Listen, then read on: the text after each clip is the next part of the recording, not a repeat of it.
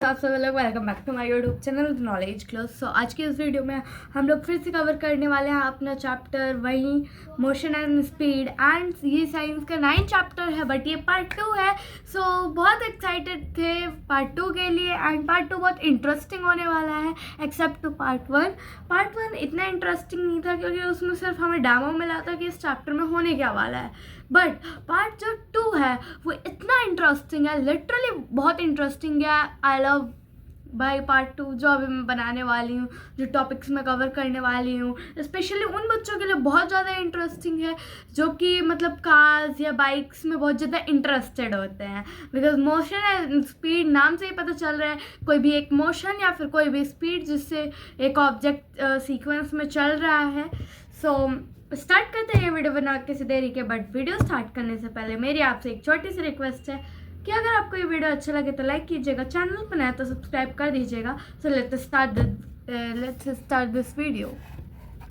सो जैसे कि आप सभी लोग जानते हैं कि मैं एनसीईआरटी बुक से आपको हर चीज़ कराती हूँ, चाहे वो मैथ्स का हो चाहे वो साइंस का हो।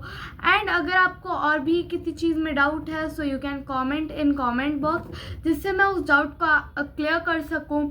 स्पेशली एनसीईआरटी बुक से कोई डाउट है एसएसटी में, ज्योग्राफी में, सिविक्स में या हिस्ट्री में, या फिर आपको डाउट है इंग्लिश में, इंग्लिश ग्रामर में या फिर हिंदी में।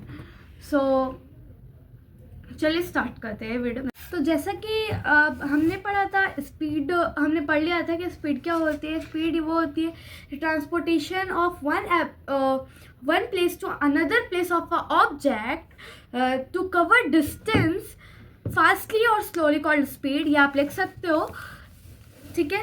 एंड अब हम लोग पढ़ेंगे अपना यहाँ से uniform and non uniform motion. ये मैं आपको बताने वाली हूँ इस वीडियो में, ठीक है। Speed is calculated here is actually average speed of a car. In the book we shall use the term speed for the average speed. So speed is total distance covered divided by the total time taking thus formula.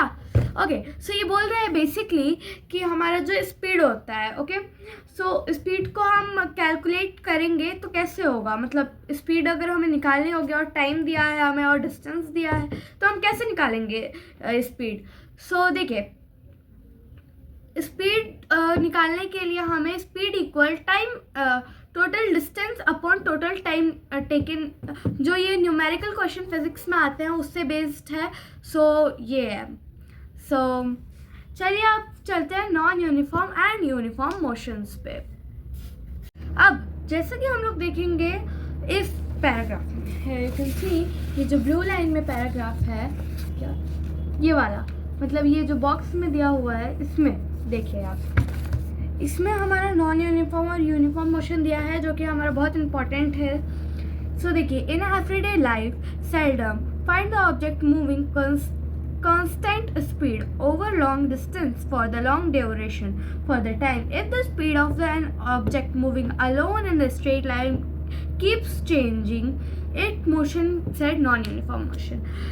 देखिए, जैसे कि आपने अपने daily life में देखा होगा कि एक कार, दूसरी कार और तीसरी कार, मतलब बहुत सारी कार ऐसी मूव करते रहती हैं स्ट्रेट पाथ पे, मतलब रोड पे।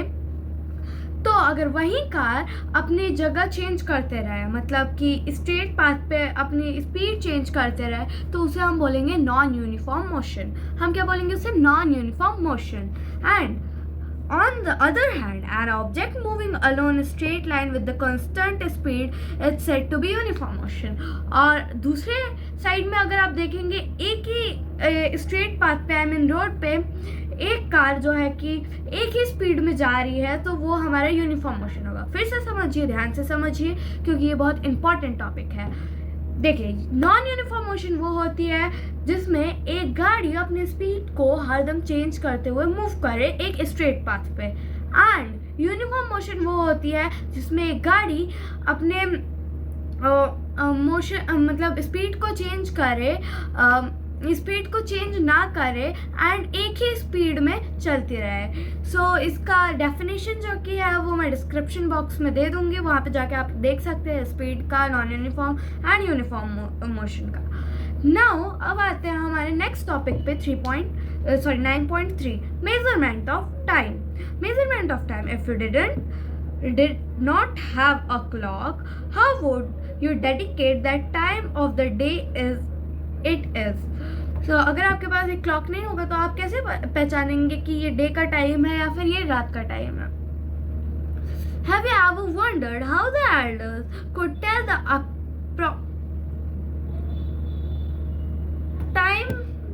time for the day just looking at the shadow? क्या आप अपने एल्डर्स को देखा है कि वो कैसे, मतलब एल्डर्स इन द सेंस कि जो हमारे पहले जो आदिवासी लोग थे वो कैसे टाइम का पता लगाते थे बस एक शेडो देख के. How do you measure the interval of the month year? कैसे आप मेजर करोगे एक मंथ या एक ईयर को? Our assessor noticed that many events nature repeats themselves, define the interval time. For example, they would take the sunrise every day in the morning and the time between sunrise and next day called the day.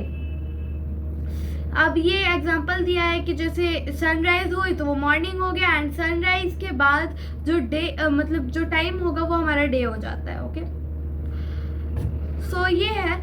अब मैं इसका आपको सबसे अच्छा example देती हूँ. अगर आप जयपुर घूमने गए होंगे तो आपने जंतर मंतर तो देखा ही होगा. जंतर मंतर घूमने चाहिए.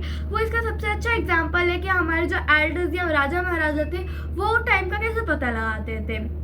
जयपुर जाइए, जंतर मंतर जाइए, वहाँ पे पिलर्स बने हुए हैं एंड हर एक पिलर्स पे अकॉर्डिंग टू शेडो वो बता सकते हैं कि आपका टाइम कितना हो रहा है अभी. मतलब कि जो हमारे एल्डर्स थे वो हमारा टाइम कैसे पता लगाते थे? According to shadow of the coming shadow on the pillar, according to that they decide the time कि अभी क्या टाइम हो रहा है. सो आज की इस वीडियो के लिए बस इतना ही. तब तक के लिए बाय बाय. मिलते हैं आपसे अगली वीडियो में. आशा करते हैं कि आपको जितना इस वीडियो में मैंने पढ़ाया होगा समझ आया तो लाइक कीजिए, चैनल पर नए तो सब्सक्राइब कर दीजिए. सो मिलते हैं आपसे अगली वीडियो में.